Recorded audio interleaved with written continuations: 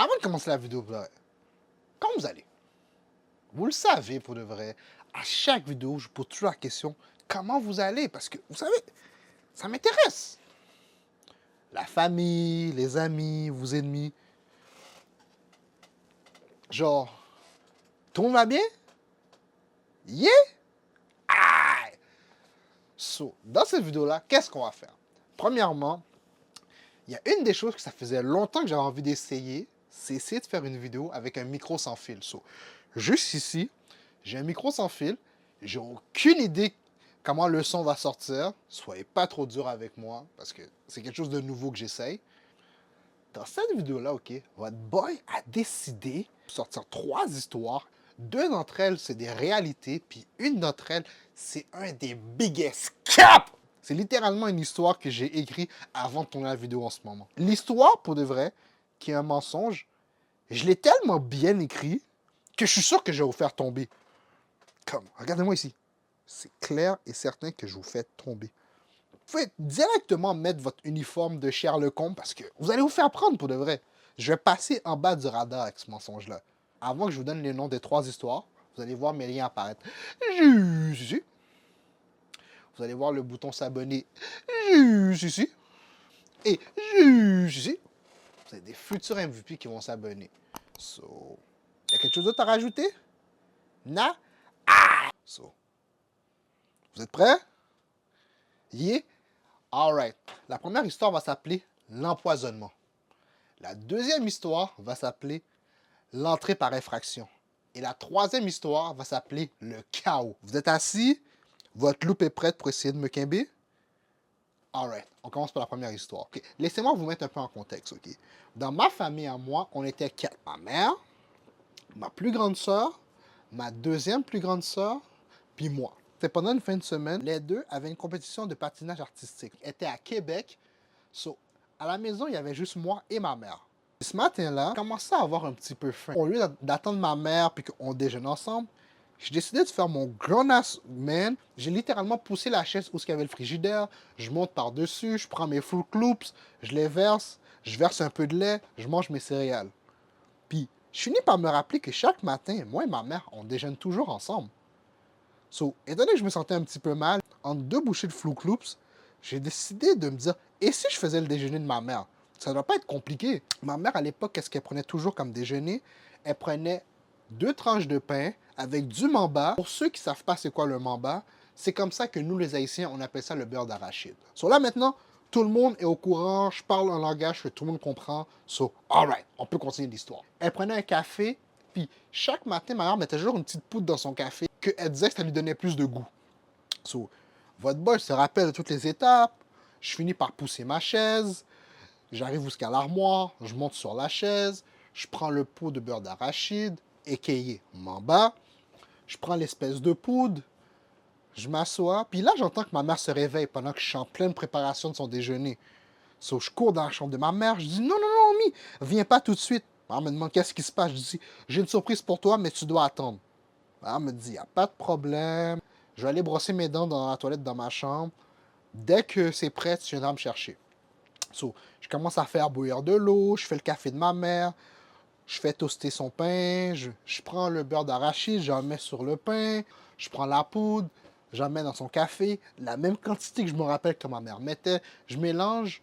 Puis là, par la suite, je cours dans la chambre de ma mère, parce que pour le vrai, selon moi, à mon âge, je l'ai dead. On va pas se mentir pour le vrai. Je la ramène dans la cuisine, elle s'assoit sur la chaise, elle regarde, elle voit son déjeuner comme habituellement elle déjeune.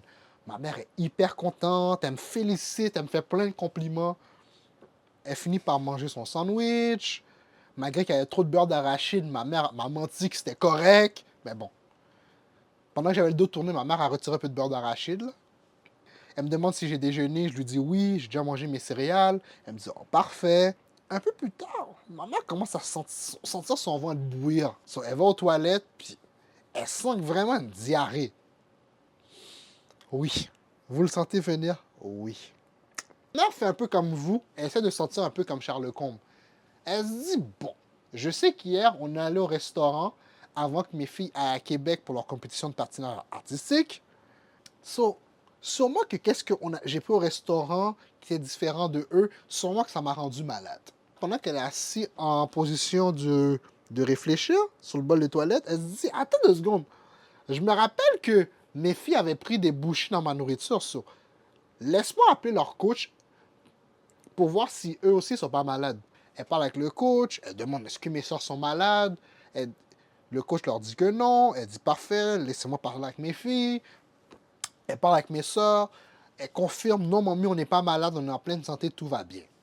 Ma mère, quand elle vivait une relation toxique, on a tout ce couple-là autour de nous, qu'un couple qui n'est pas supposé être ensemble, que ça va pas ensemble, mais il passe son temps à se quitter, puis revenir, quitter, puis revenir. Vous voyez un petit peu qu'est-ce que je vais vous expliquer? Oui? Alright. C'est ce que ma mère vivait avec les toilettes. Elle dit, mon fils. Je fais, oui, mamie. Peux-tu m'expliquer comment tu as fait mon déjeuner? J'explique à ma mère. Elle me dit, parfait, explique-moi les étapes. Je dis à ma mère, j'ai pris du pain. Elle me dit, OK. J'ai pris du beurre d'arachide. Elle me dit, d'accord. Tout ça, je comprends parfaitement. Comment tu as fait mon café, mon fils? J'explique à ma mère toutes les étapes. Que ma mère me demande comment j'ai fait. Moi, j'étais fier de lui montrer. Là. Yo, votre boy était fier. J'ai montré à ma mère la bouteille de poudre que j'ai mis dans le café.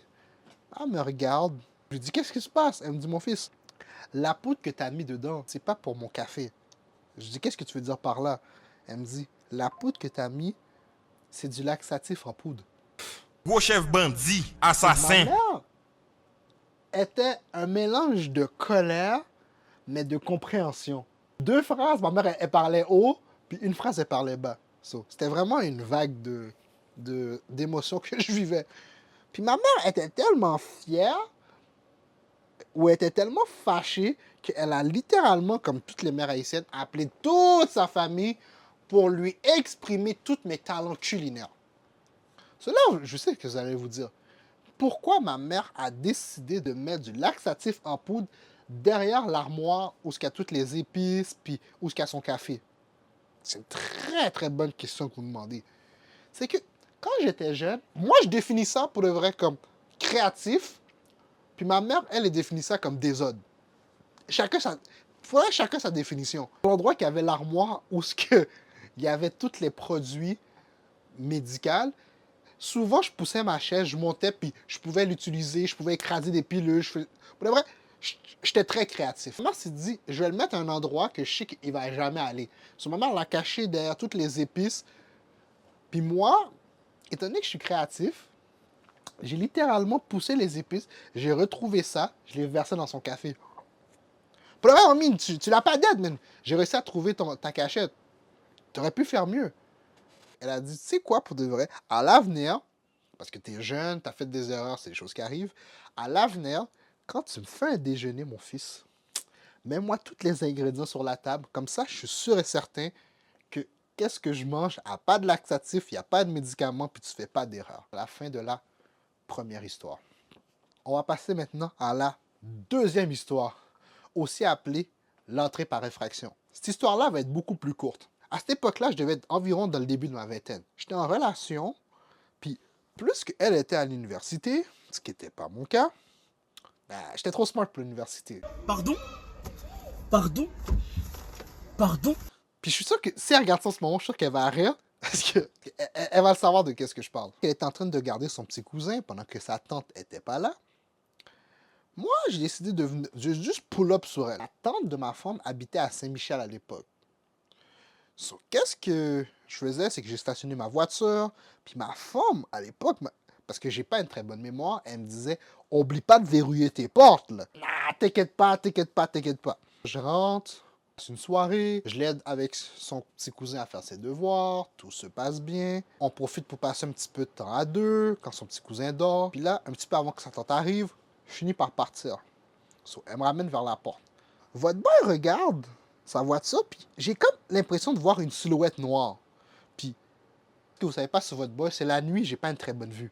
So, moi, je pense que je suis en train d'halluciner. So, je prends mes clés de voiture, je décide d'appuyer pour déverrouiller mes portes. Puis, quelle fut ma surprise quand j'ai vu qu'il y avait un gars couché littéralement dans ma voiture sous le siège passager. Il y avait un sac à dos qui était littéralement sur le siège conducteur. So là, avant de réveiller le gars, je décide de faire le tour pour voir s'il n'y a pas des armes, un couteau, peu importe, parce que votre boy, il n'est pas là pour se faire piquer ou se tuer. Je vois qu'il n'y a absolument rien, tout se passe bien, je suis content. Je finis par taper sur l'auto, le gars se réveille. Puis, imaginez-vous, qu'est-ce que, dans ce genre de situation-là, vous vous attendez que la personne vous dise? La personne, vous attendez à ce qu'elle vous dise, oh, comme désolé, j'ai fait une erreur, ou peu importe. Non! Le gars me regarde dans les yeux, puis il me dit, oh, c'est pas une manière de réveiller le monde qui dort, moi je suis dans mon lit.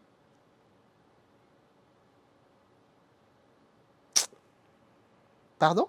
J'ouvre son sac à dos, je vois que le gars a pris mes paquets de gomme, mes snacks, puis tout.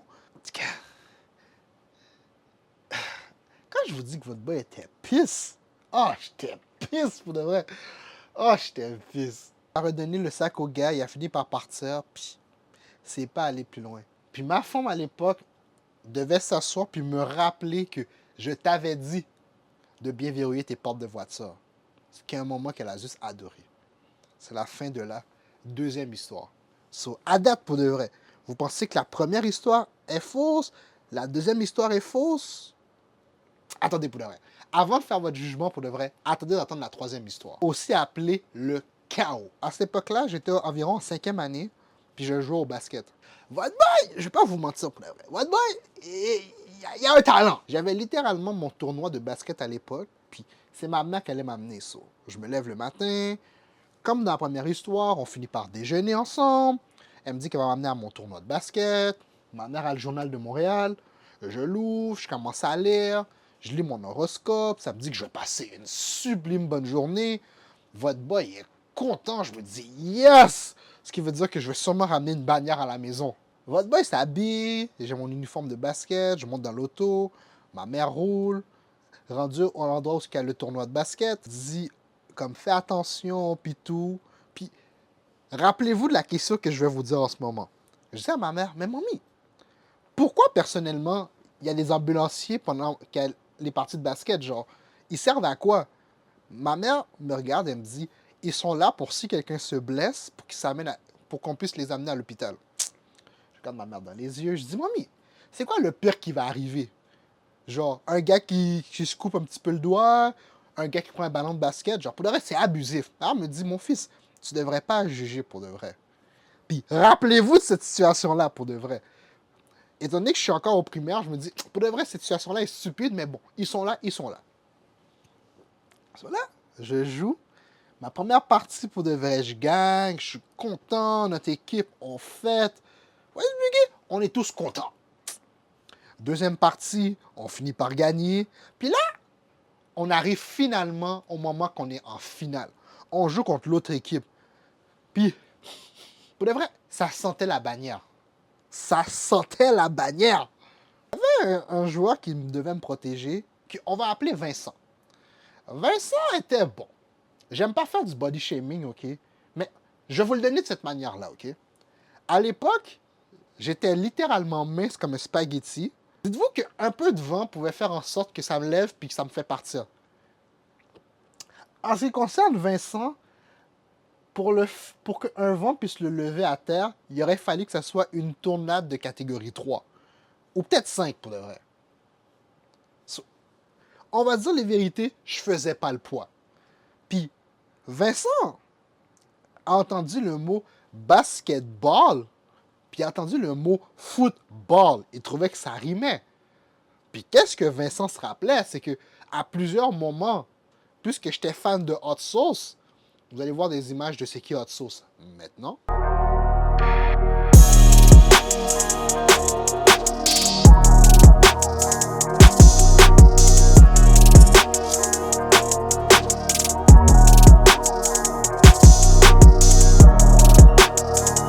Puisque j'étais fan de ce monsieur-là, il y a plusieurs des trucs que j'utilisais. So, je l'ai humilié pendant la game. So, Vincent a dit, you know what? Il est temps que je le fasse payer. Puis, où est-ce qu'il y avait les gradins? Il y avait une espèce de plaque en métal devant. Puis derrière, il y avait les personnes qui regardaient. Il y avait tous les spectateurs qui regardaient la game avec ma mère puis tout. So, Vincent a vu que j'étais en train de dribbler. Il a juste décidé de me pousser. Puis plus que je vous rappelle, j'étais très mince. J'ai littéralement volé. J'ai tapé ma tête sur l'espèce de truc en métal. J'étais littéralement KO. Ma mère qui m'a raconté l'histoire pour de vrai, parce que j'ai aucune idée de ce qui s'est passé, elle me tape le visage, aucune réponse. Sur ma mère, elle voit que j'ai littéralement un peu de sang. Dans la tête de ma mère, elle pense que je suis plus là. Les ambulanciers arrivent, ils me prennent, on me met sur la civière. Ma mère décide de suivre avec sa voiture. Je suis littéralement couché sur la civière. Puis je finis par me réveiller. Je pose des questions, je me demande qu'est-ce que je fais sur une civière. On me dit que j'ai fait une grosse chute, puis tout. Plus que j'étais fan de journal, ma mère a donné le journal à l'ambulancière. Puis elle me dit, tu sais quoi, mon grand? Ma mère m'a dit que t'aimais ça lire le journal, pas vrai? Je fais, oui, en effet. Elle me dit, et si, pendant qu'on est en route pour aller vers l'hôpital Sainte-Justine, on te lisait un peu l'horoscope? So là, elle lit l'horoscope, puis elle dit, tu dois sûrement pas être tel signe. J'ai dit, qu'est-ce qui vous fait dire ça? Elle me dit, d'après ce signe-là, OK, il paraît qu'il va passer une excellente journée, puis que tout va bien se passer. Quand j'expliquais à l'ambulancière que c'était réellement mon signe, je vous jure, elle a tellement ri. Je pense qu'elle a fait un six-pack. Puis elle me regarde, elle me dit, pour de vrai, je suis vraiment désolé. Je sais juste comment l'horoscope dit que tu vas passer une bonne journée, puis comment, en ce moment, ça va mal. Genre, don't give me wrong, pour de vrai. L'ambulancière était hyper professionnelle, elle voulait juste me changer les idées. Puis, rendu à l'hôpital, on me fait faire plein de tests, on voit que, littéralement, tout va bien. Puis, ma mère profite du moment qu'elle voit que tout va bien pour me rappeler quand j'ai dit ça. Mamie, pourquoi personnellement il y a des ambulanciers pendant qu'il y a les parties de basket, genre, ils servent à quoi? C'est quoi le pire qui va arriver? Genre, un gars qui se coupe un petit peu le doigt, un gars qui prend un ballon de basket, genre, pour de vrai, c'est abusif. Disons que pour de vrai, j'étais content que les ambulanciers soient là, man. Donc, c'est la fin de la troisième histoire. So, à date pour de vrai, ok? Laquelle des histoires que vous pensez qui est fausse? Laissez-moi vous rappeler les histoires pour que vous puissiez faire votre choix. La première histoire, c'est l'empoisonnement de ma mère. La deuxième histoire, c'est l'entrée par effraction. Puis la troisième histoire, c'est le chaos. Je vous donne exactement 5 secondes pour que vous puissiez réfléchir un petit peu.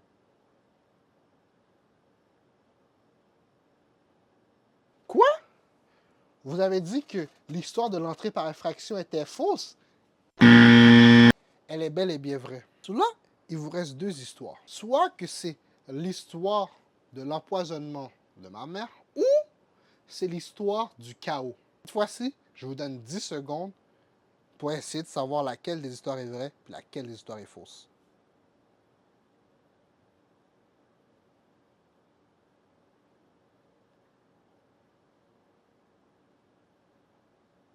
Quoi? Vous avez dit que l'histoire du chaos était faux? C'est bel et bien vrai. L'histoire qui était fausse, c'était l'histoire de l'empoisonnement. Votre boy était très désode quand il était jeune, mais j'ai jamais empoisonné ma mère. Du moins, pas à ce que je me rappelle. So, avouez que... Donnez-moi le plat. Avouez que je vous ai eu avec la première histoire. Genre, ça sonne tellement bien, c'est tellement un mensonge qui est possible que je suis sûr que vous êtes tombé dans le panneau. Pour ceux qui ne sont pas tombés dans le panneau, inquiétez-vous pas pour de vrai. La prochaine fois que je fais ce genre de vidéo-là, je vous garantis que je vais vous faire tomber pour de vrai. C'est pas fini, man. So, j'espère que l'histoire vous a plu. J'espère que le son avec le micro sans fil que j'utilise a été bien. Vous allez voir mes liens apparaître ici. Vous allez voir le bouton s'abonner ici. Et ici. Vous avez des futurs MVP qui vont s'abonner. C'était votre boy Rich. Sur ce, I'm out. Peace!